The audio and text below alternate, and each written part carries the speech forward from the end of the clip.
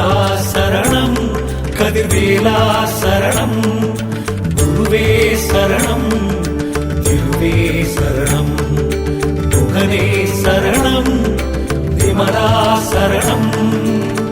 அற்புத காட்சி தந்து ஆட்கொண்டாயே, வேண்டிய வண்ணம் அருள் தந்தாயே, வள்ளியை மணந்து நீதி செய்தாயே,